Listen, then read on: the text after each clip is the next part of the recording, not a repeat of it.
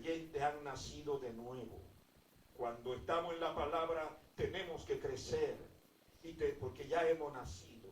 Al nacer se crece, y cuando se crece uno se independiza en la presencia de Dios, busca en la presencia de Dios recursos, y va renovando cada día su vida delante del Señor, y madura de tal manera que aprende a amar, que aprende a servir, y sobre todo aprende a adorar el nombre de Dios, como dice la Biblia en Romanos capítulo 12. Allí nosotros aprendemos la forma, la mejor manera de alabar y glorificar a Dios, dando que, hermano, el culto racional. El culto racional es aquel que lo hacemos en el entendimiento de la palabra, con el conocimiento de a quién servimos y por qué lo hacemos. De manera, hermanos, que nosotros tenemos que crecer espiritualmente. Y ahí tenemos nosotros en la palabra esa fuente gloriosa de crecimiento. Hemos nacido de nuevo. Los creyentes deben desear la palabra pura de Dios. Así lo dice Pedro. Deben desear la palabra pura de Dios, la leche espiritual. La leche espiritual es la que venimos a tomarnos aquí, de la cual venimos a participar. La leche espiritual, yo la necesito cada día para ir alimentando. La leche natural de los animales, la leche que tomamos, hermanos, tienen su función en el endurecimiento de los huesos porque están cargadas de calcio, pero la leche espiritual nos hace crecer el alma, el espíritu, nos hace ser personas nobles, trata de nosotros, en nosotros de una forma espiritual. La leche natural pues tiene que ver para el cuerpo, pero la palabra de Dios tiene que ver para el alma. Si queremos salir de esas cosas sencillas de la vida, acudamos a la palabra de Dios, fuente de crecimiento. Esta leche, hermano, o esta palabra es un indicio seguro de crecimiento que nosotros debemos desear con profundidad y que debemos buscar la forma de alimentarnos de la palabra que vive. Mire, cuando dice la hermana que está haciendo el drama, que la Biblia a veces la hemos relegado a una situación de poco valor, la hemos llevado y la hemos dejado, porque la palabra de Dios a veces, hermano, la hemos olvidado y no le tomamos en cuenta su valor, pero la Biblia ha sido valorada desde el principio por las personas más inteligentes, por las personas más capaces y por las personas que piensan. Tenemos reyes, tenemos personas nobles, tenemos princesas y príncipes. Y recuerdo a una persona muy noble llamada Gabriela Miltrán. Ella decía que la Biblia realmente, aunque tenía muchos enemigos, también tenía muchos amigos. De manera que ella le dio valor a la palabra de Dios, esa persona. Primera de Pedro, allí en el 2:2, allí habla del deseo de crecer, tomando alimento glorioso. Tenemos número 5, hermano, fuente de poder. Si usted va a Hebreos capítulo 4, versículo 12, ahí está. ¿Qué es la palabra? Tiene 3 características. Viva, la otra. Eficaz, la otra. Cortante. Mire, 3 son cosas, hermano, que no se pueden comparar. Ahí está. Tienen esas características para decirnos de lo que hay dentro de nosotros cuando tenemos la palabra de Dios. La palabra de Dios es viva. La palabra de Dios, hermano, no es letra muerta. La palabra de Dios nos la ha dado Dios para que nosotros seamos vivificados, fortalecidos por ella, porque la palabra de Dios es viva. Las letras del mundo de los que escriben son letras muertas, porque nada más se usa para un solo fin, para demostrar capacidad y para enseñar en el ámbito natural. Pero la palabra de Dios viva nos conduce al cielo, a la presencia de Dios. La palabra de Dios es viva. Y es viva, hermano, y es eficaz. ¿Por qué? Porque contiene todos los nutrientes para el espíritu, para el alma, para los pensamientos, para las emociones y para todo ese entero ser que tenemos nosotros.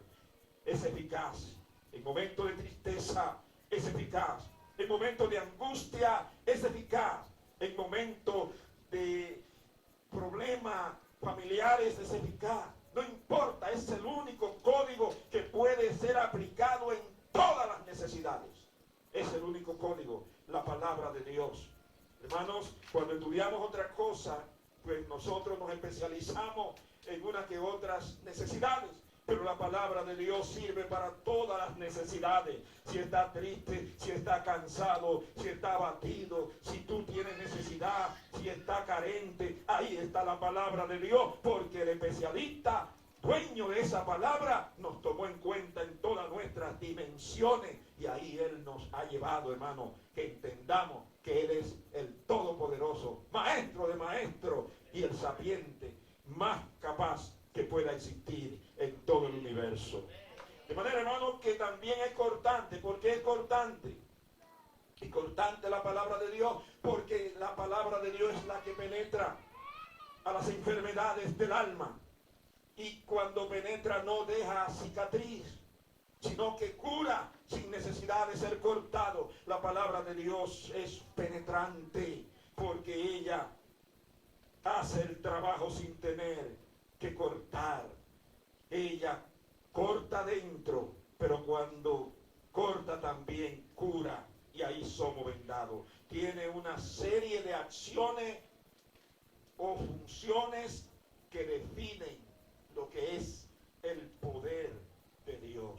Esas acciones y esas acciones definen, hermano, lo que Dios quiere de nosotros. Esto es maravilloso. Número 6, por último, veamos estos beneficios que nos ha dado la palabra de Dios. Primero, este beneficio de creer en Cristo Jesús, donde vienen las mayores bendiciones. ¿Sabe, hermanos? Cuando hablamos de creer, ¿de qué estamos hablando? ¿Qué estamos usando? La palabra más corta y más poderosa. Una vocal y una consonante. Dice, hermano, busque otra palabra tan corta y con tanto poder como esa. Una palabra de una vocal y una consonante es la que mueve al mundo.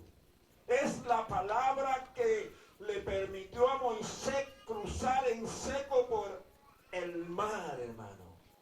Es la palabra que ayudó a los creyentes judíos a estar 40 años en el desierto. Es la palabra que condujo al pueblo a la tierra prometida.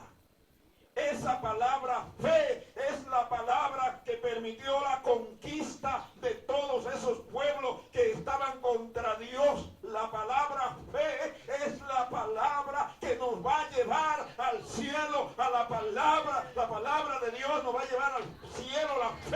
La fe es el instrumento que Dios ha escogido para que nosotros lo usemos.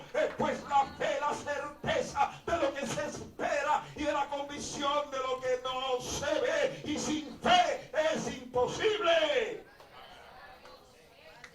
¿Qué palabra, hermano? Cuando pensaba en esta palabra digo, pero qué poderosa es la palabra fe. Y a veces estamos buscando tantos argumentos. Y Dios no usó tantos argumentos para enseñarnos lo más poderoso. Usted quiere enseñar lo más poderoso y tiene que buscar argumentos, leer el libro y tirar hojas, como dicen, a la izquierda.